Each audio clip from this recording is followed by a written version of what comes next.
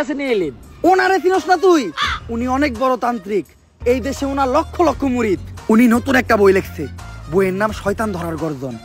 যেই বই পইরা নতুন কইরা লাখ লাখ মানুষ তান্ত্রিক হইতাছে। কিন্তু লালু ভাই, আশেপাশে তো কোনো তান্ত্রিক বা মুরিদ দেখতেছি না। আরে ওগুলা তো সব ফেসবুক আর টিকটকে। বাবা, সঞ্জনা নামের এক আত্মারে আমার ধরতে হইব বাবা, আপনি আমার সফল হওয়ার একটা উপায় দেন। যদি সফল হতে চাও তাহলে আমার লেখা এই বইটি নাও, শয়তান ধরার গর্জন।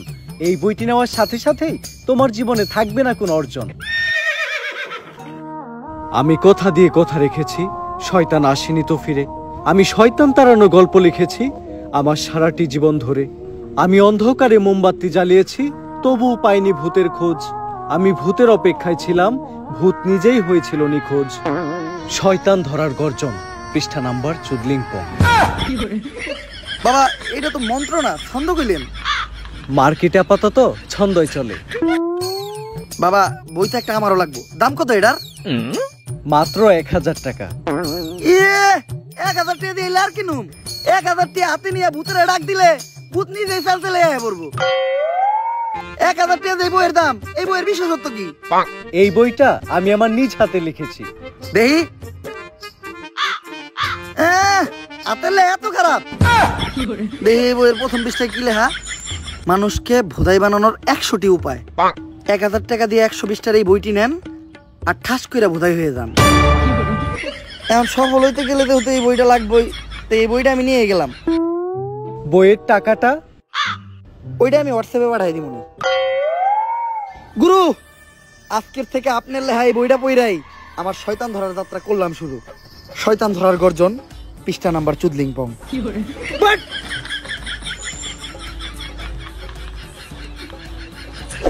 আত্মা ডাকার জন্য প্রথমে ময়দা দিয়া গোল করে একটা দাগ দিতে হইব, তারপর এক জন্ডে দাগের বাইরে বাই করতে হইব, কারণ শুধুমাত্র সেই আত্মাটা দেখতে পাইব। তুই দাগের বাইরে দিয়ে দাঁড়া, আত্মাটা খালি তুই দেখতে পাবি, দেখা মাত্রই আমার সিগন্যাল দিবি। ঠিক আছে ভাই। কনে আহত ওদিক দা কানা।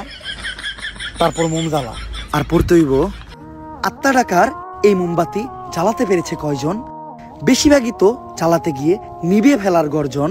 পারবো না আমি ভালো করেই জানি, তবে দুঃস্বপ্ন আমার একটাই, সঞ্জনা নামের সেই আত্মাকে 5 টাকার মোমবাতি জ্বালিয়ে ডাকতে চাই।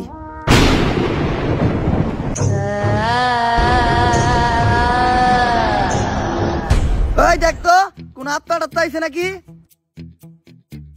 না ভাই, 2 লাগাই তো কোনো আত্মা দেখতেছি না। দূর আমার লেওরা, এই বিষটা কাম হইব না, সামনের বিষটা দেখতে হইব।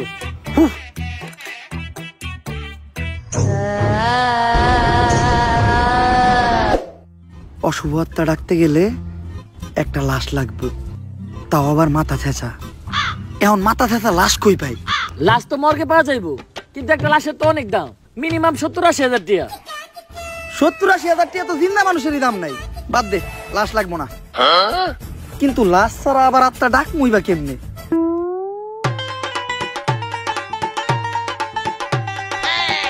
একটা হিট নিয়ে আয়।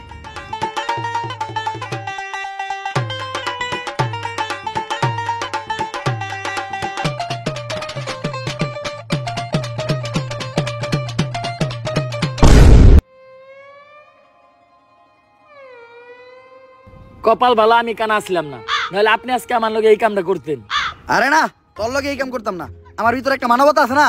কেমন মানবতা আছে ওটা তো দেখতে পারলাম। তারপর তোমার ডাইন হাত শক্ত কইরা লাশের মাথার উপর রাখবা, এই কথা চিন্তাও করো না। কি করলেন ভাই এটা? যদি এটা কইরাও ফেলো, তাইলে মাথার উপর থেকে হাতটা সরাইয়া হাতটা লাশের বুকের উপর রাখবা, এইটাও করা যাইব না, কারণ এটা করার লগে লগেই লাশটা বাদ হয়ে যাইব, ওই লাশ দিয়ে আর আত্মা ডাকা সম্ভব না। ভাই ভালো করে পড়ে দেন, হয়তো কোনো সমাধান অবশ্যই আছে। যদি এই 2 কাজই তুমি কইরা ফেলো, তাইলে ওই লাশটা ঠিক করার একটা উপায় আছে। একটা উপায় আছে রে, বাচ্চি, এইটা মনের ভুলেও পাইব না। আমার লারের বই, লারের বই, এটা আমার লার। এই বই দিয়ে আমি ভূতই ডাকবো না, আমার নিজের ভিতর যে জ্ঞান আছে ওই জ্ঞান দিয়ে এবার আমি আত্মা ডাকার চেষ্টা করবো। ভাই আপনার ভিতরে কি আসলে কোনো আত্মা ডাকার জ্ঞান আছে? হন, আমার ভিতর যখন থেকে আত্মা টাকার জ্ঞান আছে তখন থেকে তোর পাখিও খারায় না।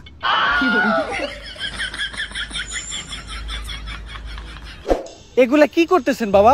আজকেও 5টা সাংবাদিক খুন হয়েছে, দেশে তো কেউ সাংবাদিকতাই করতে চাইতেছে না। তুই চিন্তা করিস না, আজকের ভিতরেই আমি সঞ্জনারে বন্দি করবো। এর লেগে লাগবো আমার একটা বেলকাটা, 1/2 লিটার কাঁচা দুধ, একটা লেবু, একটা মোমবাতি আর তো কনস্টেবলের একটা চুল। তোরে যে চুল ডানতে কইছিলাম, চুল ডানছস? হ বাবা, এই যে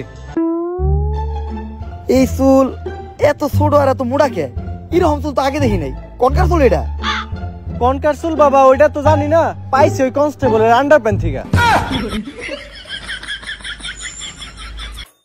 চলবো, কালকের ভিতরই সঞ্জনা আমার হাতের মুঠোয়। করতাছি ষড়যন্ত্র, জানি না কোনো মন্ত্র। পাশের বাড়ির কাকার নাম জালাল, হ্যাঁ খায় সুদ। আধা ঘন্টা ধরে আমরা আটকায়া বয়ে রইছি আমাকে মুত। সঞ্জনা তুই হ্যাঁ খেয়ে যাই 250 গ্রাম কাঁচা দুধ। ভাই দুধ আনলেন আধা কেজি, দিলেন মাত্র 250 গ্রাম, বাকি 250 গ্রাম তো আছে, এটা আমি খাই না। এই দুধ যদি কেউ খায় তাহলে অনর্থক হইটা যাইব। এটা আমারে দে।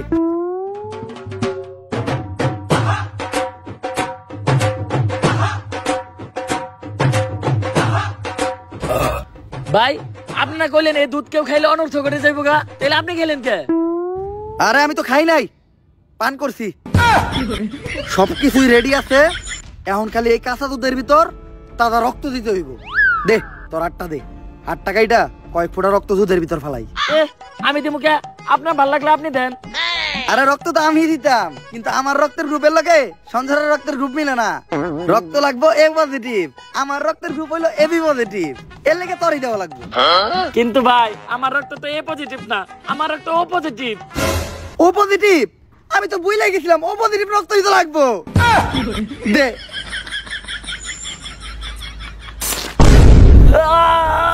ভাই আপনারা কেন এরকম আদারের বুদ্ধি আপনি কই থেকে পাইছেন? আরে এই বুদ্ধি আমার নিজের মাথার থেকে আইছে। এই ধরনের বুদ্ধি আমার মাথায় ভরপুর। আমার লগে ভন্ডামি করেন না, সত্য করে কোন আপনি। ইউটিউবের থেকে দেখছি, সব কাজই সম্পূর্ণ। এখন আমি সঞ্জনার এডাইকা লেবুর ভিতর আর আত্মাটারে বন্দি করবো। যন্তর মন্তর সব কাপজাপ বন্ধ কর, ঝামেলা সব বাদ দিয়ে এই লেবুর ভিতর আইয়া বান কর। যদি এটা না করস সঞ্জনা তোর নানিরে খালি কর।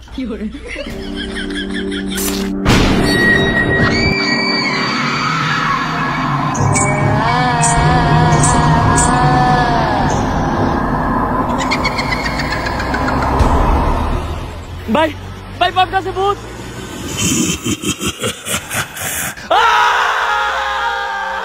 ভয় পাইস না, ততক্ষণ পর্যন্ত আমরা এই সার্কেলের ভিতর আছি আর এই মোম জ্বলতেছে, ততক্ষণ পর্যন্ত সঞ্জনা আমাকে কিছু করতে পারবো না। কিন্তু ভাই মোমবাতি তো ঘুরে যাইতেছে, এখন কি হইব? মোমবাতি ফুরাই গেলে বুঝবি আমরাও ফুরাই যাবো।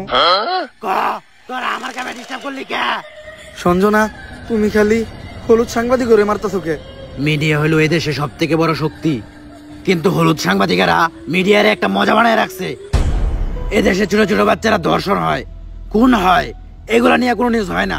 কিন্তু পাকিস্তান থেকে কোন নায়িকা বাংলাদেশে ভাত মারলো, পরিমাণে কি ড্রেস পরলো, কে ভাত বেচলো, কে কেক বেচলো, এগুলা নিয়ে হাজার হাজার নিউজ হয়। আর আমি যখন ধর্ষণ হই, এটা নিয়েও কোনো নিউজ হয় নাই। শেষ পর্যন্ত আমার মরতে হইলো। তাই এদেশে হলুদ সাংবাদিক একটার বাচ্চা দিব না, সব করে মেরে ফেলামু। আর আমার যে বাচ্চা দিব তা করে মেরে ফেলামু। তোমার জায়গায় তুমি ঠিক আছো, কিন্তু সবাই রে মারা কোনো সমাধান না। হলুদ সাংবাদিকদের যন্ত্রণা এই দেশের প্রত্যেকটা মানুষেরই সহ্য করতে হয়। আসলে আমাদের পরিবর্তন হতে হবে, আমাদের প্রতিবাদ করতে হবে। আমরাই পারি এই দেশ থেকে হলুদ সাংবাদিক নিরাময় করতে। কিন্তু আমি থাকতে তোমাকে আর একটাও জান নিতে দিব না। পারলে টাকা। ভাই এটা কি কইলেন? এখন আমাকে কি হইব? আরে তুই চিন্তা করস কে? ততক্ষণ পর্যন্ত এই মোম জ্বলতেছে, ততক্ষণ পর্যন্ত সঞ্জনা আমাকে কিছু করতে পারবো না। আচ্ছা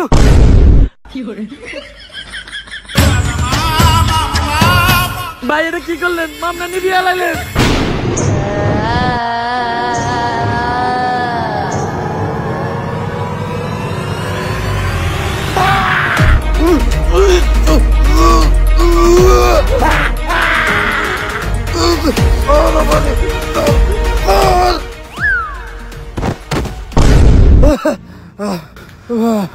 পুতুলটা পড়ার লগে লগে সঞ্জনা পড়ে গেল, তার মানে কি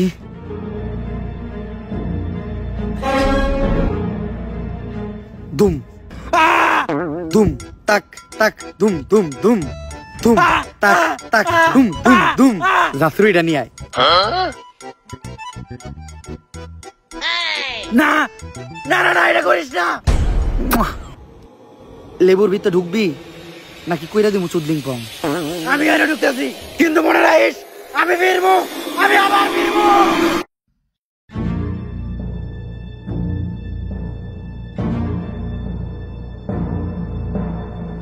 এসপি, সঞ্জনার এই লেবুর ভিতর বন্দি করে লাইছি, আর লেবুটা এই ব্যাগের ভিতর। কিন্তু খুব সাবধান, একটা জিনিস লক্ষ্য রাখবা, এই লেবুটা যাতে কেউ না কাটে। একবার যদি এই লেবুটা কেউ কাটে তাহলে সঞ্জনা আবার মুক্ত হয়ে যাইব। ঠিক আছে বাবা। আর আমার উপহারের 10 লাখ টাকা ওইটা অলরেডি আপনার হোয়াটসঅ্যাপে পাঠিয়ে দিছি। হোয়াটসঅ্যাপে? বউ বউ, এই ব্যাগটা খুব সাবধানে রাখবা, কেউ যেন হাত দিতে না পারে। আর যাও, আমার জন্য এক গ্লাস পানি নিয়ে এসো। আরে কতক্ষণ ধরে বসে আছি, পানি আনতে এত সময় লাগে?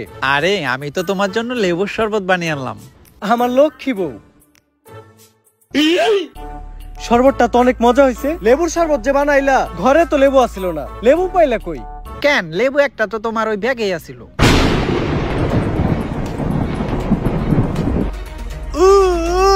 কি গো, কি হলো তোমার? এমন করতেছো কেন তুমি?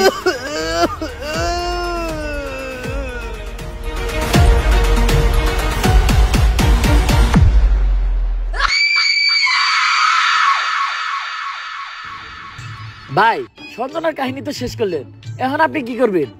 ভাবতাছি বই লেখমু একটা, পাবলিকরে ভোদাই বানানোর গর্জন। ব্যবসা খারাপ না। পাবলিক ভোদাই হতে চাইলে আমি বানাবো। পাবলিককে ভোদাই বানানোর এই উপায় পুরো দুনিয়াকে জানাবো। পাবলিক ঠিকই আমাকে বিশ্বাস করবে, ভাববে আমি থেকে যাব। কিন্তু না, তাদের পুং মারা শেষ হয়ে গেলে ঠিকই আমি পালাবো। পাবলিককে ভোদাই বানানোর গর্জন, পৃষ্ঠা নাম্বার 14।